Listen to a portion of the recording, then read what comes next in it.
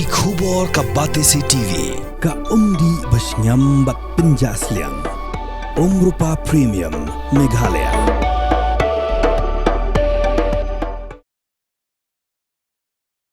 Ka jilla Meghalaya, kalong ka jilla ka babuntam ki skul, bat ki nong hikai, habay New York, bat ki weipat ki jilla, ki badan hagani ka than chatay lamingi, kari India, lada bisar katkum ka Khynnah samari, jong usnam arjar khatbay. Haka jekran bat kilat patai kubor, haka arpu artarik, ukala lingkot arjar pesan, menteri rangba ke jela, konrad ki sangma ulapeni, lingba ka PowerPoint, ba ke jela Meghalaya, ka badan hadu khatsau Hajar, sanspa prapu artali ki skul, bat hadu sanpusan Hajar, sispan rupungot kinoikai. Bat nakini nyo Hajar nyo spa prapulai Hajar Tylli ki dei skul bala penya da ka sarkar ne ki government school bat sa Hajar sispa nyo pu artali ki skul bala a jingkrsan da ka sarkar lane ki gran in 8 school shushu ulai thuru ba na ki khatsau Hajar sanspa prapu artali ki skul lalap bagi dan hadu arspa Tylli ki dei skul ki bamdan satya ya ki Khynnah school bat Hajar arspan rup kondai Tylli ki skul ki badan tang hapo shphongot ki Khynnah school. Schools, these are deficit schools, and they are doing their job. So you cannot deny that. You cannot say that they are not doing anything. They are working. They have a responsibility. They are fulfilling their responsibility. It's not that they are not, and we don't have any complaints against them. There are some who are doing excellently well. Some they need to work a bit better and improve. Similarly, government LP schools also need to improve. So they're doing exactly what government schools do, which is to provide education. As I said. So therefore, there's nothing wrong in this. Again, I repeat again and again. So don't quote me wrong when I say that this is the problem. This is not the problem. I'm just telling you the facts, that's all. But then one should know that this is the amount of money that goes into running the education system. So the ad hoc schools, deficit schools are doing a great job. They are really giving the education to the children. As I said, some are doing excellently well and some not that great. But somewhere along the line, after doing all of this, and as I said, this is a legacy, it built up. So when I used to tell you all the time that, guys, there's a problem in education because it's something that has been building up for many years, you couldn't relate to it. Because you say, again, Conrad is blaming the past government. So I'm not trying to blame. I'm bringing you facts now to show you that this is what the situation is. And again, we need to work together. All schools, whether it's government or private schools, wherever it is, we need to figure out ways in which we can improve the overall performance, focus on the students more, and really see how we can take the education sector forward. So, again, reiterating, these are the challenges and in the scale that we face, but a lot of work has to be done. No complaints against anybody. Everybody is doing their job. All ad hoc schools, private schools also are doing their work. Some not that good, some very good. Gray area. It's a grey area. So a lot of debate has taken place in this regards. And again, we want to share this information so that people are aware about what is happening. And we will see how it goes. We will see about the fee structure. Because again, the autonomy of the schools is there in the sense that they are private schools. And so they have the autonomy to decide in one way. But then the question comes in that government is aiding in the salary, so government should have a say. Now, if you just simply go ahead and say that do it, this is a salary, then some schools may complain saying that why are you interfering in our overall admission fees, blah blah blah.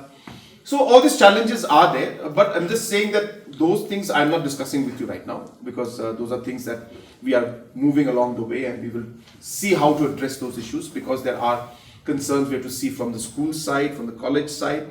We have to see things that are there from the student side. And we have to see what government is doing.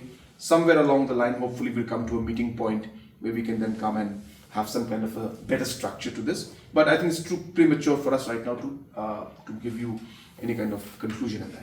These are challenges. Again, I've put these facts and figures right in front of you.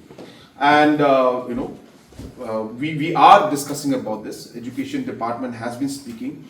There have been, multiple views from all angles. Sometimes, of course, enrollments are an issue. We have to consider distance, we have to consider the villages, the interiors. So all these areas are there. So in a particular year, enrollment may not be there. In next year, it may be there. So suppose we close that school, is it going to then deny some students? Because even if there's a single student or two students, we still have to give that opportunity for them to study. So, but can we figure out a way in which we can somehow rationalize things and maybe merge it with another ad hoc school, allow the students to come in there. Will the ad hoc schools agree to that or not, because it's a private school? So like that, there are a lot of internal challenges that are there. So when you look at just the basics, it looks very simple, but it's far more complicated, because then we have to see so many other factors that come into the picture. So, but as I said, the idea was doing this presentation was to give you a glimpse of how complicated education can get, and it's not so simple to decide on these things, because there are so many multiple ramifications. So right now, there are 206 schools which don't have a single student. And yet, salaries are being paid for the teachers who are supposed to teach in those schools.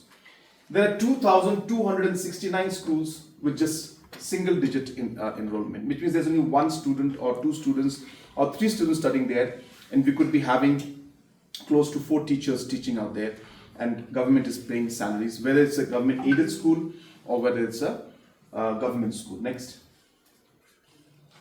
Similarly, this is the aided school. These are the deficit and ad hoc schools. So there are 18 government-aided schools which are deficit and ad hoc schools, where the enrollment is 0 right now, and 1,141 schools where we give aid, deficit as well as ad hoc.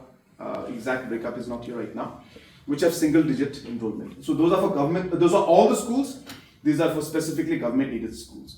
Again, just to give you an idea that a large number of schools, some of them don't have. So 206 schools don't have a single student. Yet today, government of Meghalaya is paying salaries for the teachers. Next. There are 30 SSLC schools which don't have a single student studying there, and 268 schools with single digits. Next. Yeah, and government, again, it's a breakup of, that's the first part. In government, there are 11 government schools which have 0 enrollment, 132 schools which have a single enrollment. Next. This is a very interesting slide.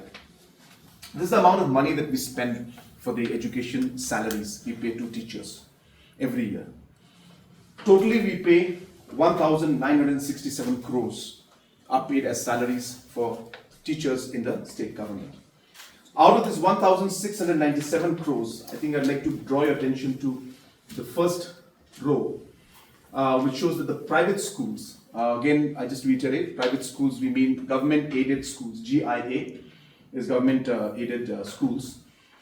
These are schools basically which are, again, ad hoc and deficit schools.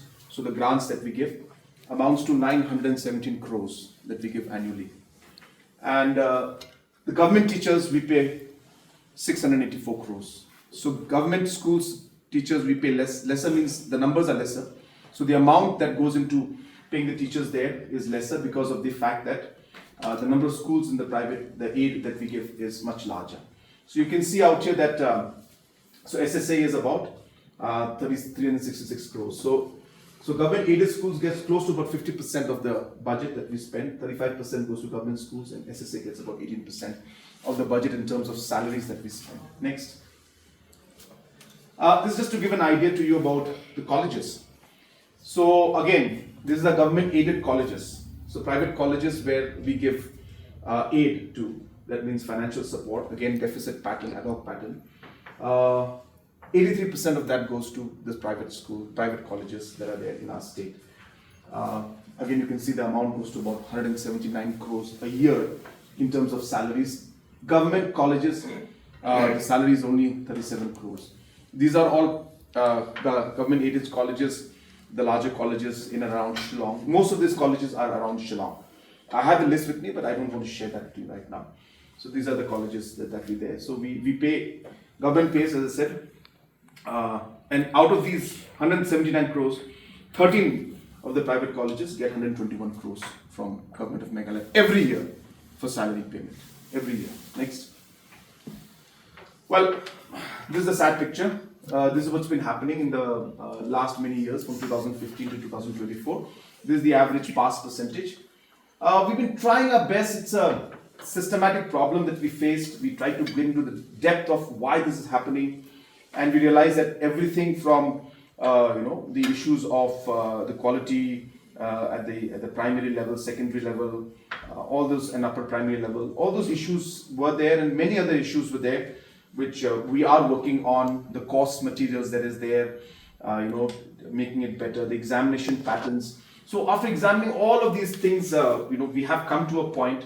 We're hoping that in the coming exams and the future exams also, at least we'll be able to see some improvement in these numbers. But this is what is very critical to note. And what my concern here, of course, is that if you look at this, about 50%, that means close to about, as I said here, if you can see, almost about 25,000 students, they don't pass the metric exam.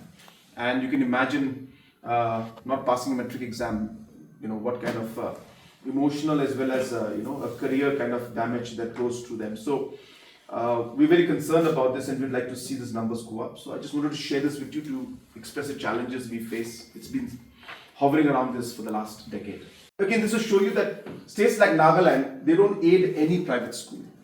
States like Tripura, they aid only 43 schools. States like Arunachal, only 68. Manipur aids give aid to about 583 schools. We give support and financial aid to 4,172 schools in Meghalaya. This again has happened through the years. I keep repeating that this problems that we are facing in education is not something that has just come up today. It's been building up for the last many decades. So there is no one reason, and as I said, my purpose of showing this to you is not to complain or to say that that our problem is much bigger.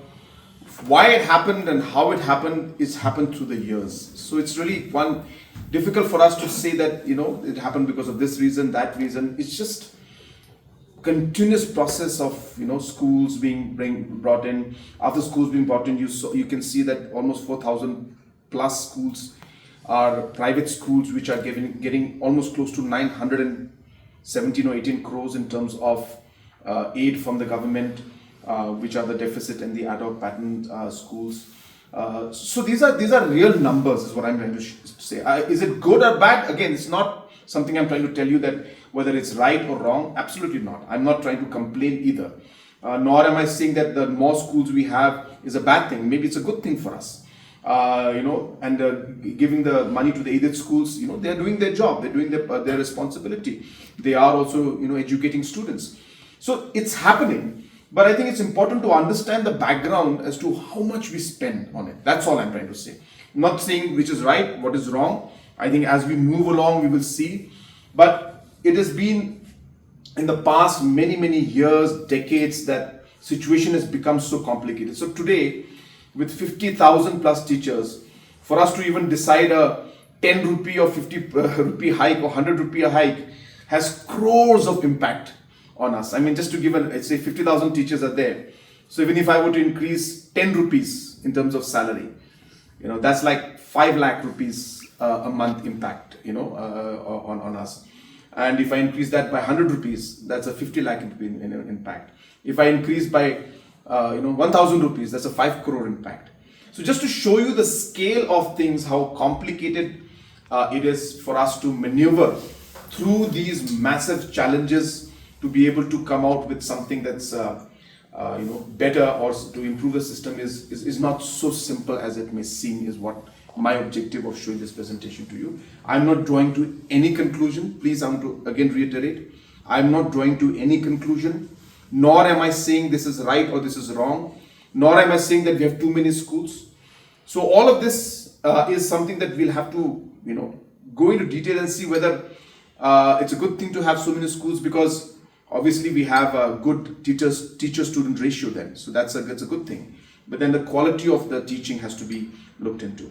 So this is merely effort from my side to at least share some factual figures of what Meghalaya is and the education sector is compared to the other states. I'm not saying anything about who's right, who's wrong, who's blamed to be blamed, nor am I saying anything about too many teachers or too many schools. We need teachers, we need schools. It's a good thing to have these schools, but it's a large number and we have to manage this. As I said, we're spending more on government aided schools than on our own government schools. That's also a matter of big challenge for us. As I said, I showed you close to 1,000 crores is being spent on private schools, that is ad hoc and deficit schools, who are doing their part, as I said, but a large amount of money is going in terms of salaries to them. So that's of this business. We have realized that, and slowly and steadily we are in the process of merging as many as possible. But again, the kind of classifications that have been made are just too many, and the kind of salary, benefits, and grants that are being given to different categories are different in nature. And hence, even if you want to now merge two of them or three of them, which is what we would want to do ideally, but then comes the financial impact of that decision, because then you have to come up with a unified pay scale or or salaries or whatever there is. To draw your attention again, just go back to the presentation. This one, the private school, number 5. Yeah, so this says a lot, So most of the categorization is in the private schools, and as I said again, we spend about 917 crores giving salaries for these private schools. These are not owned by government. I keep repeating, the basic categorization of schools is only the government schools, SSA schools, and all the rest of the schools are private schools. SSA is more or less government type. It's government, central government and state government funded, and the assets also belong to the state government. But in terms of those private schools, which I mentioned on top, these are purely privately managed, privately owned schools. The assets are owned by the private managing committee. The school is run by them. The managing committee also is majorly constituted of the private entity. But government supports them in terms of salaries, money to be given to them to run their school. So we pay some part of the salaries. If it's deficit, then we give a certain pay scale. If it is ad hoc, then we pay a certain grant. Now within these also there are multiple categories of schools which are there. And as I said, trying to bring 2-3 categories together means that we'll have to see the benefits and the perks and the salaries we're giving. Then we'll have to give the standard to all of them. And once we start doing that, the impact of that goes to, hundreds of crores. So therefore, the decision is not so simple. What I'm trying to say is that even now, without touching these things, we're still paying 917. If we were to bring a uniformity, that number may go up to about 1,500 crores. So that's the kind of a decision that we have to think of. I'm not saying it will be 1,500, but I'm just giving you a number, plus minus it could be. But that's the challenge in actually coming to a decision like that, because it has huge financial implications. Well, if I simply go into private, as I said, all the rest are private. But now if I were to bring all the privates together in one category, the impact would be in hundreds of crores. And so the decision is very simple. I can do it right now. But then where do I get the budget from? When we're already paying 917 crores here and not being able to, and then seeing the rest of the amounts are lesser, it's a tough decision. It's a tough call. And therefore, we are working, we are discussing, we are seeing how we can come to some kind of a conclusion. Maybe we may have to go in a phase-wise manner. Maybe we may need to restructure the whole thing. But we are in talks, and then we are trying to discuss with different organizations how to go about it. Now, if you were to, as I said, deficits get higher, the ad hoc grants are lower. So shall I bring the deficit down or shall I bring the ad hoc up? Both are equally challenging. Both will not agree. Now, even if I bring both of them up, so if I bring the ad hoc to deficit, that's going to lead to a financial implication of about 250 plus crores. So we're already at 917. We're talking of 1100 crores to 1200 crores. So that's the kind of impact that is there. So it's not as simple. So all I'm trying to say is that all of these things, thought process has been going on for a very long time. But I thought it's good to share this data so that one understands. So tomorrow when somebody says we're not being given this, that, you'll understand the scale that we are talking about. It's massive. This is the highest ever. Imagine if it's 917 crores amount, the amount of infrastructure works that we can do. Of course, I mean, schools need it. I'm not saying that we don't need it. We do need it. But I think somewhere along the line, we need to see how we can efficiently utilize all of this. So the amount of money we spend maybe the results we're getting are not up to the mark. So therefore, we have to work a lot. We'll work with all private schools, government schools, SSS schools, and we'll see how to move forward in it. Again, as I said, I repeat once again, there is no conclusion in this. I'm just giving you facts for your knowledge.